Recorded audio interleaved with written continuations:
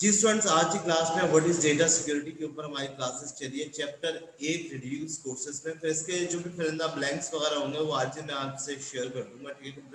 देखिए, हमारे कंप्यूटर में जो डेटा की सिक्योरिटी है, हमारा जो डेटा सिक्योर हम लोग करते हैं वो हमारा डिजिटल डेटा होता है।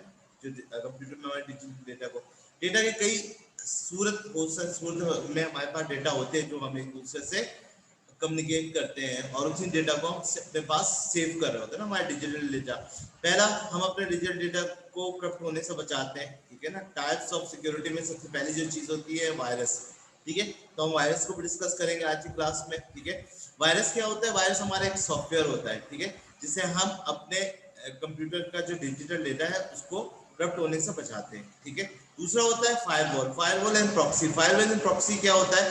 फायरवॉल एंड प्रॉक्सी होता है कि आपके नेटवर्क के ऊपर कोई अदर पर्सन, अनएथिकल पर्सन, जो आपके नेटवर्क पर आपका मेंबर नहीं है, यानी इसकी मिसाल ऐसी हो गई कि वो कुछ पर्सन ऐसे होते हैं जो आपको नुकसान पहुंचा रहे होते हैं ना, या दूसरे ऑर्गेनाइजेशन के लोग होते हैं जो आपका डेटा हैक करना चाहते हैं, आपके जो कंपनी का डेटा उसको करप्ट करना चाहते हैं, तो वो आपके नेटवर्क पे इंटर करते हैं। तो आपका फायरवॉल और प्रॉक्सी क्या करता है कि आपके नेटवर्क पे, सर्वर पे वो जो रिक्वेस्ट भेजते हैं, वो जो अटैक करते हैं, तो वो फायरवॉल क्या करता है? उसको रोकता है। और प्रॉक्सी क्या चीज होती है? वो तमाम चीजें, फायरवॉल और प्रॉक्सी सारी चीजें मैं इन डिटेल आपको बताऊं।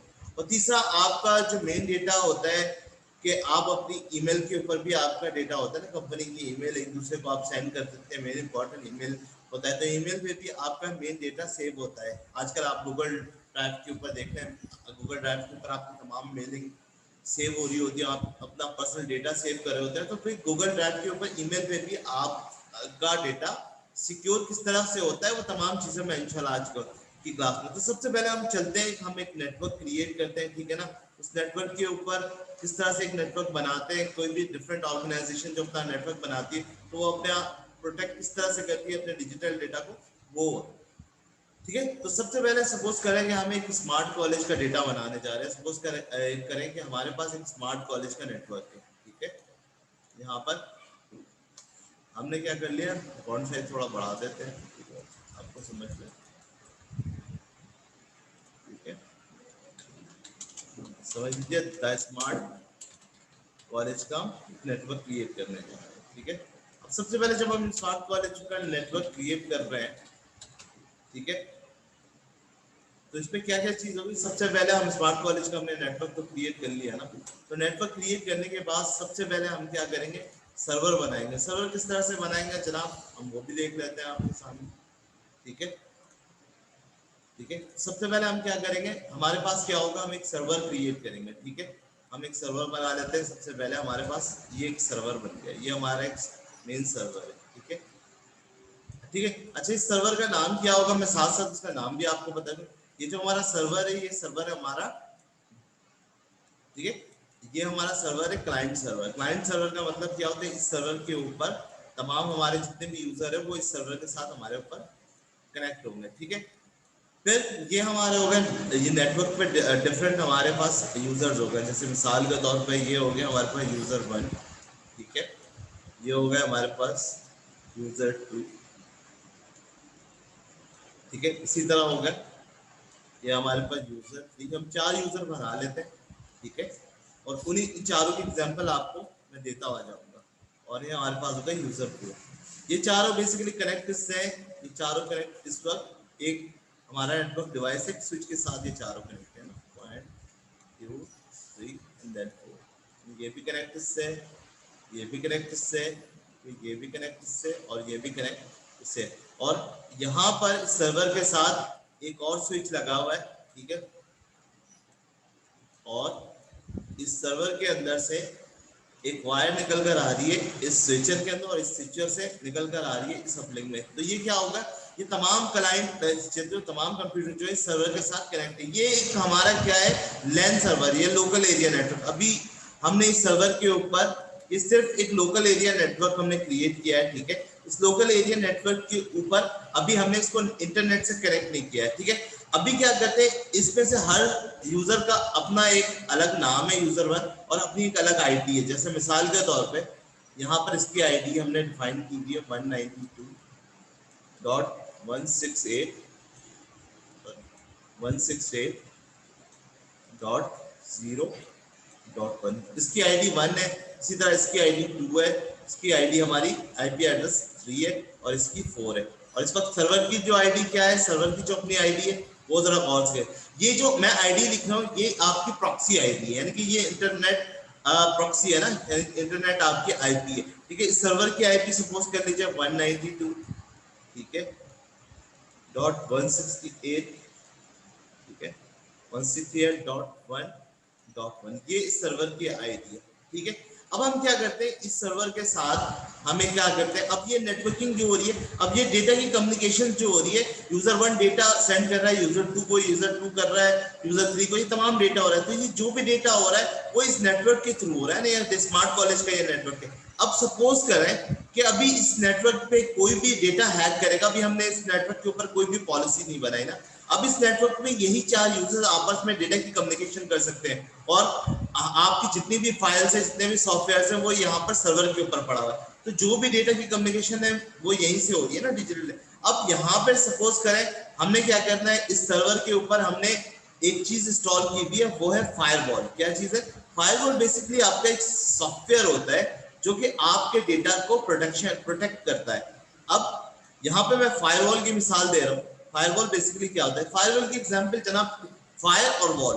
देखिए जब भी कोई नई कंस्ट्रक्शन होती है तो वहां पर एक इस बात का ख्याल रखा जाता है, वहां पे जो दीवारें होती है बहुत ज्यादा मजबूत बनाई जाती है ना, ठीक है, ताकि अगर दीवार की एक तरफ अगर सपोज करें आग लग जाती है तो वो आग इतना ज्यादा तेज होती है तो बीच में दीवार की मजबूत बनाई जाती है कि वो आग दूसरी तरफ ना चली जाए। तो इसका मतलब क्या, तो वो जो वॉल होता है वो क्या होता है, बहुत ज्यादा मजबूत होता है। तो इस कॉन्सेप्ट को कि उस आग को दूसरी तरफ ना ले जाए, तो वो क्या बीच में कौन सा होता है, उसका एक दीवार होता है जो उस आग को बढ़ने से रोकता है। तो ये फायरवॉल की मिसाल बिल्कुल इसी तरह है। तो यहाँ पर हमारा जो फायरवॉल है बेसिकली वो क्या है, हमारा एक सॉफ्टवेयर है जो हमने इस फायरवॉल को हमारे सर्वर के ऊपर इंस्टॉल किया हुआ।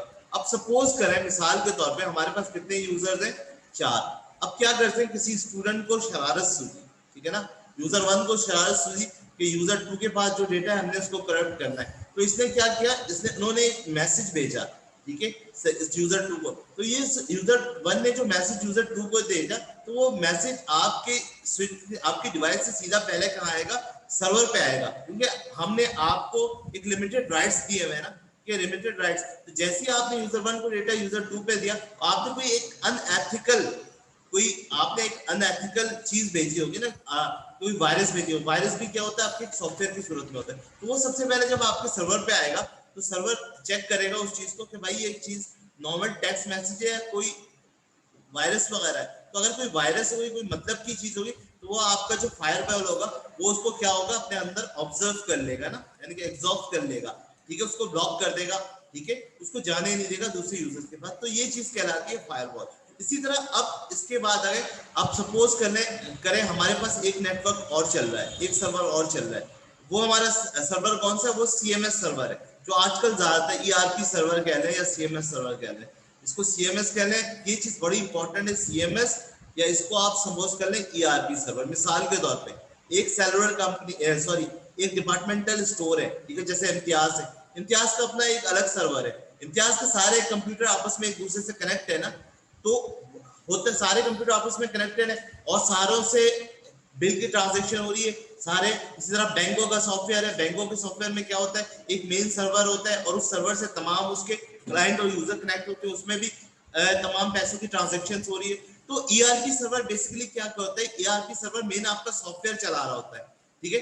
ये सॉफ्टवेयर भी किसके साथ कनेक्ट होता है, ईआरपी सर्वर से भी। आपका यहाँ पर एक स्विचर लगा हुआ होता है, ठीक है, ईआरपी सर्वर पे भी इसका भी अपना एक अलग आईपी होता है। ईआरपी सर्वर से भी एक तार निकल जाता है और ये तार निकल के आपके सर्वर के स्विच के अंदर चला जाता है और वो सर्वर के ऊपर अब जो जाहिर सी बात है, कोई थर्ड पार्टी या आप ही में से कोई यहाँ से सॉफ्टवेयर में छेड़छाड़ करना चाहते हैं तो कोई भी आप मैसेज भेजेंगे तो पहले कहाँ आएगा, सर्वर में आएगा। तो आपका मेन फायरवॉल होगा, फायरवॉल उस चीज को अपना रिजॉल्व कर लेगा, क्योंकि आपके लिमिटेड राइट्स होंगे, आप उस राइट्स के मुताबिक ही काम करेंगे। अगर आप उस राइट्स को तोड़ने की कोशिश करेंगे तो फिर क्या करेगा, सर्वर आपके नाम को शो ऑफ कर देगा, यानी कि एक पॉलिसीज बनेंगी, ठीक है। उसके बाद एक थर्ड आपके पास एक और अलग से सर्वर बनता है।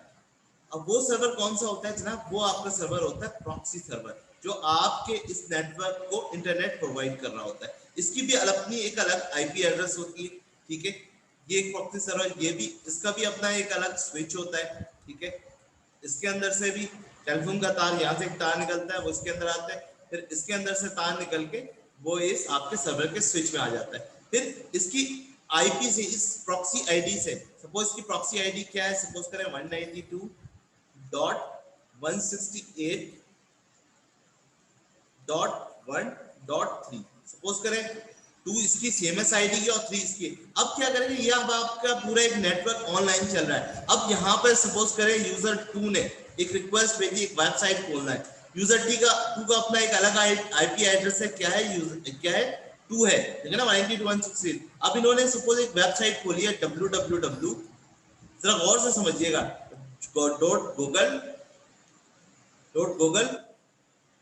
.google.com, सपोज ये इन्होंने एक वेबसाइट खोली है। तो ये क्या करेगा, सबसे पहले आपका यहां पर आएगा आपके सर्वर के ऊपर, और सर्वर के ऊपर आके चेक करेगा कि भाई आपने इस यूजर को ये वेबसाइट खोलने के राइट्स दिए हैं या नहीं दिए। अगर आपने वो राइट्स दिए हुए होंगे तो कि वो क्या करेगा, आपके अगर राइट्स होंगे तो क्या आपका सर्वर क्या करेगा, आपकी रिक्वेस्ट को सेंड कर देगा आपकी प्रॉक्सी आईडी पे, यानी प्रॉक्सी सर्वर पे। फिर प्रॉक्सी सर्वर क्या करेगा, आपकी रिक्वेस्ट को, अच्छा यहाँ पर जो आपकी आईडी बनी हुई है 192.168, ठीक है, 192.168.2 है, वो आपके जब सर्वर के ऊपर है, सर्वर ने आपको राइट्स दे दिए कि हाँ भाई, अथवा राइट्स दिए हुए कि ये आपकी वेबसाइट ओपन कर सकते हैं, तो फिर आपकी प्रॉक्सी आईडी पे, तो फिर प्रॉक्सी आईडी पे जैसी आएगी तो आपकी प्रॉक्सी आईडी पे जो आप तमाम यूजर्स का जो प्रॉक्सी आईडी चल रहा है वो 3 है। तो सबसे पहले रिक्वेस्ट किसके पास से आई, यूजर 2 के पास से। तो यूजर 2 की आईडी है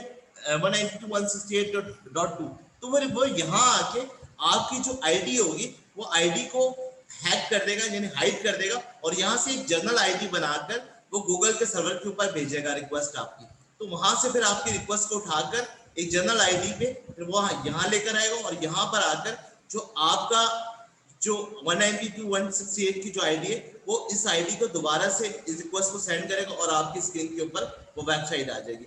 बिल्कुल इसी तरह अब आप इतना बड़ा जो नेटवर्क बना हुआ है, अब इस नेटवर्क के ऊपर सिर्फ वही लोग हमारे साथ कनेक्टेड है, और ये नेटवर्क या सॉफ्टवेयर वही लोग यूज कर रहे हैं, ये पूरा नेटवर्क जो हमारे साथ हमारे सिस्टम में इन्वॉल्व है, यानी जो हमारे सिस्टम का हिस्सा है, इसमें हमारे स्टूडेंट्स भी, हमारे एडमिनिस्ट्रेटिव स्टाफ भी वही यूज कर सकते हैं। अगर हमारे एडमिनिस्ट्रेटिव स्टाफ में या कोई स्टूडेंट ही कोई नेटवर्क को हमारे छेड़छाड़ करता है या हमारा डेटा करप्ट करने के होता है, तो सर्वर क्या करेगा, उस चीज को, उस पर्सन को आइडेंटिफाई करे। लेकिन एक थर्ड पार्टी पर्सन जो चाहता है कि हमारा डेटा करप्ट करना चाहता है, या हमारे नेटवर्क से यूजर 1 का डेटा, अगर वो यूजर 1 के पास कोई इंपॉर्टेंट डेटा अगर वो हैक करना चाहता है, तो वो सबसे पहले रिक्वेस्ट किसको भेजेगा, जैसे ही वो हमारे सर्वर के ऊपर इंटर होने की कोशिश करेगा, तो यहाँ पर आपके पास सबसे पहले आपका फायरवॉल होगा, ठीक है।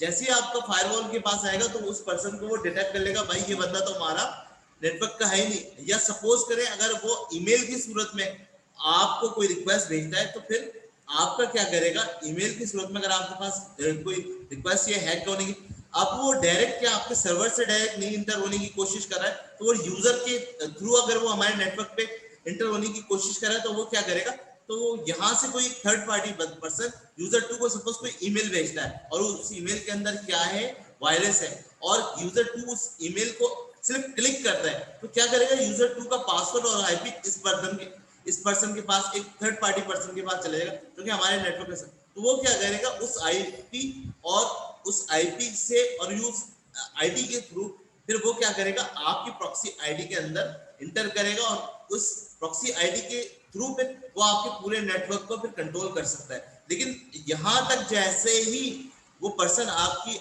ईमेल करेगा और आपने उस ईमेल को क्लिक किया, तो ईमेल के क्लिक होते ही सबसे पहले यहाँ पे आपके सर्वर के ऊपर वो एक राइट्स आ जाएगा, ठीक है।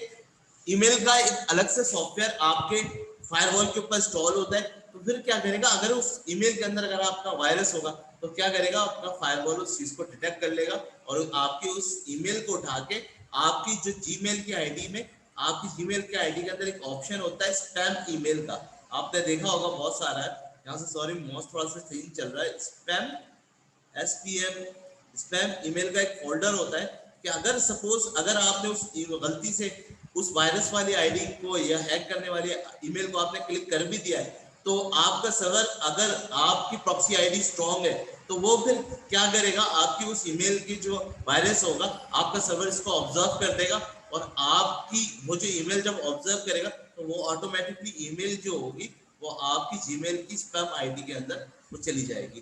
तो ये होता है जनाब हमारी डेटा सिक्योरिटी की, किस तरह हम नेटवर्क को सिक्योर करते हैं, किस तरह हम एक नेटवर्क बनाते हैं, उस नेटवर्क पे कौन कौन से सर्वर होते हैं और किस तरीके से हमारा डेटा ट्रेवल करता हो। ठीक है, तो सर्वर पे कोई भी नेटवर्क, याद रखिए आज के दौर में नेटवर्किंग पे हैकिंग बहुत ज्यादा मुश्किल इस तरह से भी हो गई है कि आजकल सिक्योरिटी बहुत ज्यादा टाइट हो गई। बहुत सारे सॉफ्टवेयर फायरवॉल के ऊपर, आपके जो ये मेन सर्वर है, सर्वर के ऊपर एक थर्ड पार्टी सॉफ्टवेयर जो है आइजा के अंदर ये तमाम चीजें इंस्टॉल की जाती हैं फायरवॉल, और हर यूजर को, चाहे वो स्टाफ हो चाहे वो स्टूडेंट, हर बंदे की एक मखसूस राइट्स होती है, एक मखसूस अथॉरिटी होती है कि वो सिर्फ उन्हीं चीजों को एक्सेस कर सकता है, उसके अलावा कोई चीज को एक्सेस नहीं कर सकता। और आपकी जो सर्वर पे मेन आपका जो सर्वर का एडमिनिस्ट्रेटर है वो तमाम चीजों को आपका लोकेट कर रहा होता है। इंशाल्लाह कल के आने वाली क्लास में हम नेटवर्क पॉलिसीज के ऊपर बात करेंगे, उसको और ज्यादा अच्छी तरीके से समझाने की आपकी कोशिश करेंगे। यहाँ तक अगर आपको